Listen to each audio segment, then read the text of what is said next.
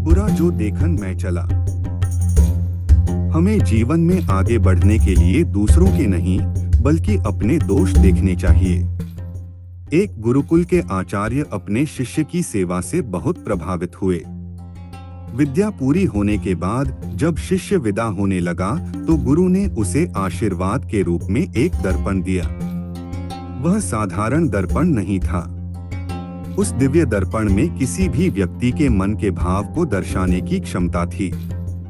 शिष्य गुरु के इस आशीर्वाद से बड़ा प्रसन्न था। उसने सोचा कि चलने से पहले क्यों न दर्पण की क्षमता की जांच कर ली जाए। परीक्षा लेने की जल्दबाजी में उसने दर्पण का मुंह सबसे पहले गुरुजी के सामने कर दिया। शिष्य को सदमा लगा। दर्पण यह दर्शा रहा था कि गुरुजी के हृदय में मोह, अहंकार, क्रोध आदि दुर्गुण स्पष्ट नजर आ रहे हैं। मेरे आदर्श, मेरे गुरुजी इतने अवगुणों से भरे हैं। यह सोचकर वह बहुत दुखी हुआ। दुखी मन से वह दर्पण लेकर गुरुकुल से रवाना हो गया। लेकिन रास्ते भर मन में एक ही बात चलती रही। जिन गुरुजी को समस्त दुर्गुणों से रहित एक आदर्श पुरुष समझता था, उस गुरु को तो दर्पण ने कुछ और ही बता दिया। उसके हाथ में दूसरों को परखने का यंत्र आ गया था, इसलिए उसे जो मिलता उसकी परीक्षा ले लेता। उसने अपने कई इष्ट मित्रों तथा अन्य परिचितों के सामने दर्पण रखकर उनकी परीक्षा ली।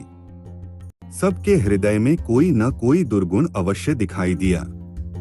जो भी अनुभव रहा सब दुखी करने वाला। वह सोचता जा रहा था कि संसार में सब इतने बुरे क्यों हो गए हैं। सब लोग दोहरी मानसिकता वाले हैं। जो दिखते हैं दरअसल वे हैं नहीं। इन्हीं निराशा से भरे विचारों में डूबा दुखी मन से वह किसी तरह घर तक पहुंच गया। उसे अपने माता पिता का ध्यान आया। उसके पिता की तो समाज में बड़ी प्रतिष्ठा है। उसकी माता को तो लोग साक्षात देवीतुल्य ही कहते हैं। इनकी परीक्षा ली जाए।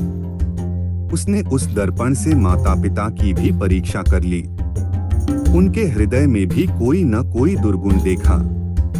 ये भी दुर्गुणों से पूरी तरह मुक्त नहीं है। संसार सारा मिथ्या पर चल रहा है। अब उस शिष्य के मन की बेचैनी सहन के बाहर हो चुकी थी। उसने दर्पण उठाया और चल दिया गुरुकुल की ओर। शीघ्रता से पहुंचा और सीधा जाकर अपने गुरुजी के सामने खड़ा हो गया। गुरुजी उसके मन की बेचैनी देखकर सारी बात का अंदाजा लगा चुके थे। चेले ने गुरुजी से विनम्रता पूर्वक कहा, गुरुदेव, मैंने आपके दिए दर्पण की मदद से देखा कि सबके दिलों में तरह तरह के दोष हैं। कोई भी दोष रहित सज्जन मुझे अभी तक क्यों नहीं दिखाई दिया। क्षमा के साथ कहता हूँ कि स्वयं आप में और अपने माता पिता में मैंने दोषों का भंडार देखा है। इससे मेरा मन बड़ा व्याकुल है। तब गुरुजी हंसे और उन्होंने दर्पण का रुख शिष्य की ओर कर दिया। शिष्य दंग रह गया। उसके मन के प्रत्येक कोने में रागद्वेष, अहंकार, क्रोध जैसे दुर्गुण भरे पड़े थे। ऐसा कोई कोना ही न था जो निर्मल हो। गुरुजी बोले, बेटा, यह दर्पण मैंने तुम्हें अपने दुर्गुण देखकर जीवन में सुधार लाने के लिए दिया था, न कि दूसरों के दुर्गुण खोजने के लिए। जितना समय तुमने दूसरों के दुर्गुण देखने में लगाया, उतना समय यदि तुमने स्वयं को सुधारने में लगाया होता तो अब तक तुम्हारा व्यक्तित्व बदल चुका होता। मनुष्य की प्रकृति दूसरों के दोष देखने की ही होती है। हमेशा वह दूसरों के दोषों की ओर दृष्टि रखता है, पर अगर अपने दोषों की ओर दृष्टि करे तो काफी हद तक दोष मुक्त हो जाए। कबीर जी ने कहा है, बुरा जो देखन मैं चला, बुरा न मिलिया कोई। जो दिल खोजा अपना, मुझसे बुरा न कोई। अर्थात हमें दूसरों के दोष देखने की बजाय अपनी ओर दृष्टि करके अपने दोष दूर करने चाहिए। उसी से हमारी प्रगति और कल्याण होगा।